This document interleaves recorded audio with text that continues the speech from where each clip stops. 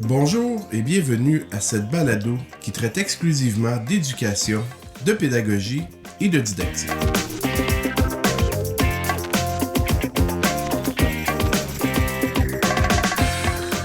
Je m'appelle Marc-André Girard.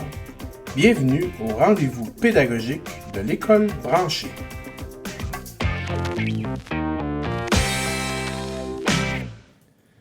Alors bonjour Todd Taylor. Salut Marc, ça va? Ça va bien, merci. J'ai rencontré M. Todd Taylor qui est conseiller pédagogique en Ontario, dans la commission scolaire de York Region. Et on a plusieurs questions à lui poser. Et puis, pour ce faire, malheureusement, Todd va nous parler en anglais parce que son français est quand même un petit peu loin. So Todd, can you tell us about your career path a bit? Sure, Mark. I started out, I guess, as a teacher. I graduated from McGill in early 2000 and immediately got hired back on as a teacher in York Region, just north of Toronto, and spent 15 years in the classroom in a variety of roles. I was department head. I had leadership opportunities within our school. I also had the experience to go overseas and teach in England for a year, and then I also taught in Hong Kong for 2 summers. For the last 3 years, I've been what we call a digital literacy resource teacher, which means I support 8 public high schools in York Region and about 1,000 teachers in those schools, hoping to get them to use technology more effectively in their practice.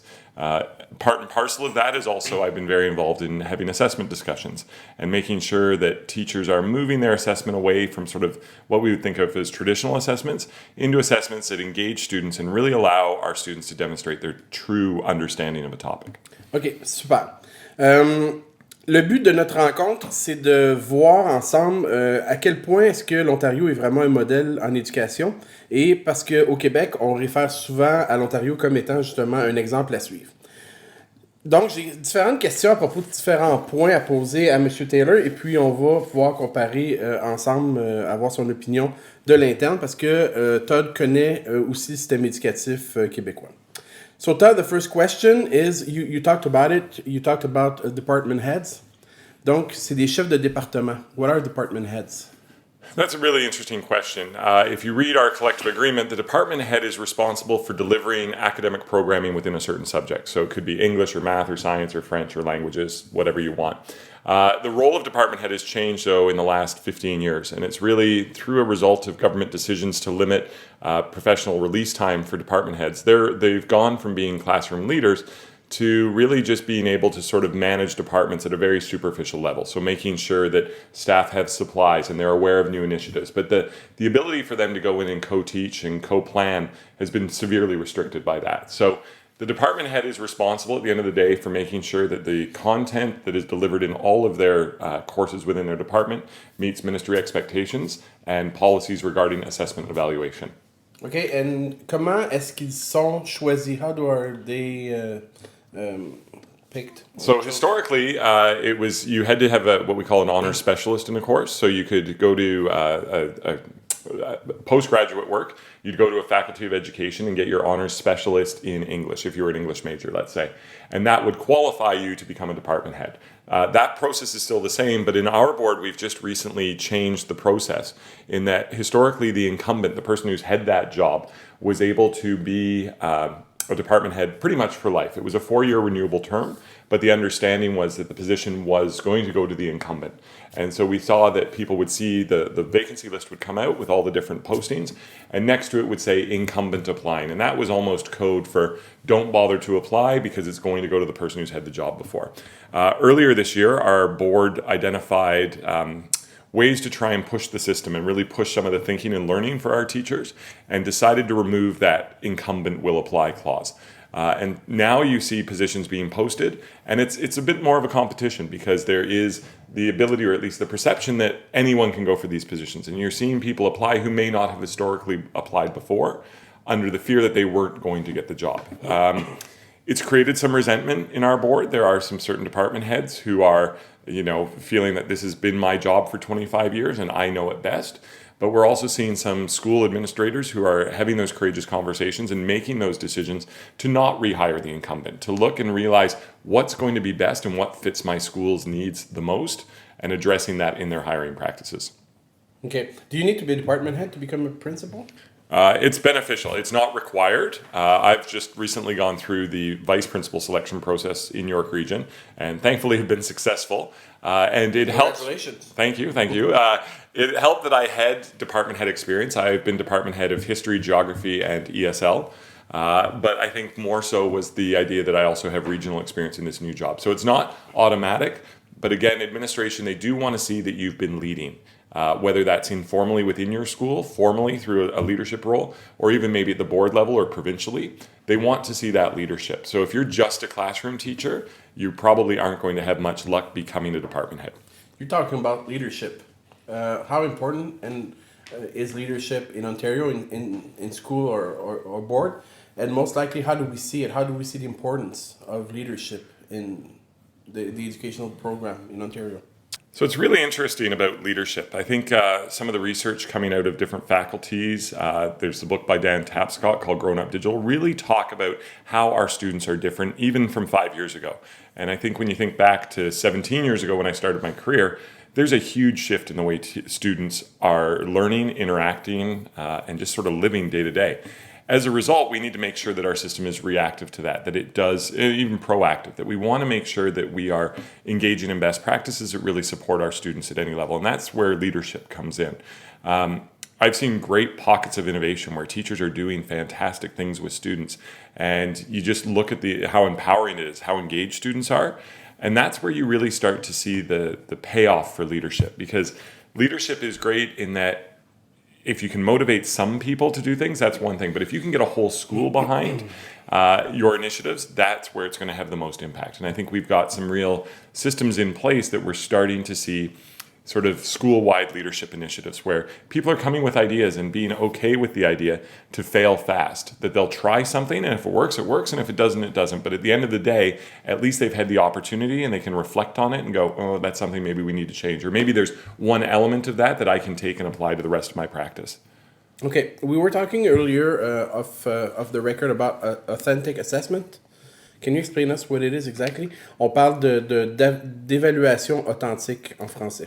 So it ties in with sort of the idea of appreciating that every student is different. And one of my sort of go-to sayings is that if you're asking a question that's Googleable, why are you asking it? If a student can literally type it into Google and get the answer, then that's not a question you should be asking because they will always have Google, right? So let's think about building skills that they need, critical thinking, collaboration. How are we structuring our assessment profiles to foster those skills? And I think authentic assessment really sort of brings in a couple of different threads. One of them is the fact that we let student voice drive that assessment.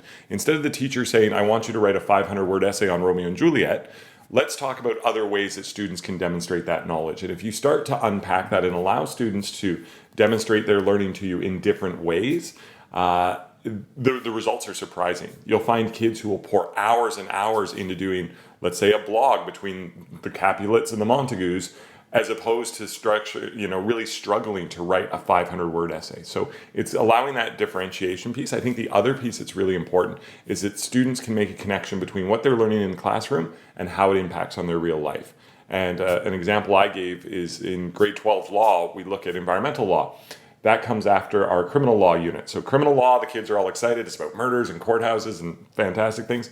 Environmental law can be pretty dry. And so I asked the students to sort of brainstorm some environmental issues around our school. And one of them is a former University of Toronto observatory that's useless now because the city's growing up around it. It's not dark enough. And the plan was to turn this, what was really a quasi-park, into housing subdivisions. And the people were so upset and the students got so involved because they could see a direct connection between what we were learning in school about environmental law and those protections and their day-to-day life. And the students went out. They had letters from our premier, the mayor. They had all sorts of great firsthand research that they brought back into the classroom, and they were authentically motivated to do this work. As a teacher, I got to take a step back. I didn't have to say, where's your homework? The other students were keeping each other up to task. So the idea that students, A, have voice, and B, that they also have choice, and they can see what they're learning, what's the direct connection to what's going on in their lives. By opposition to what in Quebec that you have experienced or learned from, because I know you have friends and people in the Quebec education system. I don't think it's just Quebec. I think and even in Ontario, we have pockets where people look at assignments and go, this is what I'm going to do because I've been doing it for 35 years, right? I've given this assignment 100 times before. And we have an originality program that we can use to check how original students' work is. And it's really interesting to note that students will swap papers with friends in other schools. And there'd be no way for a teacher to know that. But now with technology, when it goes through the system, it flags as something that's come in before. So we need to make sure that we're giving students tasks that engage them and can't be copied. And I think and again, not Quebec, not Ontario, but just anywhere, you get people who are not necessarily moving forward with it. It's the same thing year after year, and it certainly isn't set up in a way to encourage students to move forward. One thing I learned from the York Region School Board is modern learning. Can you explain me exactly what it is? De l'apprentissage moderne. Sure. We have 3 board foci, math, mental health, and modern learning. Modern learning is the one that ties most directly to my job. And again, it's that idea that we have to make sure that the product we're offering is what the students are connecting with, that they are future ready. They're walking out of our doors. We know that a percentage of jobs in the future aren't here yet. So how can we train students for jobs that don't exist? Well, we have to give them those skills. So talking about critical thinking, collaboration, and really fostering that and making a move. And I think part of that modern learning is pulling in different pedagogical practices, pulling in different resources, and really making it respective of the learner and who they are, playing to their strengths and differentiating, so that maybe in a class of 30 students, we're not looking at the same assignment for everybody, that we give enough structure, there's enough flexibility in our structure to make sure that all students can succeed. Okay. And one last question I will ask you. Well, not the last one, but the second last one, I should say. We're talking about effective feedback. We are starting here in Quebec to know a little more about feedback, how important it is. Research on feedback. Hadi has been recently very popular, I should say, here in Quebec. So most teachers know who he is, and most importantly about his researches and meta-analysis. How is feedback important in Ontario? I think it's really, and this is even learning in Ontario that's been new, but we've really seen a fundamental change in the way education is delivered in Ontario over the past 10 years. And a big chunk of that has to do with feedback. There's really, and the research will bear this out, that there's not a lot of reason to give kids the feedback at the end.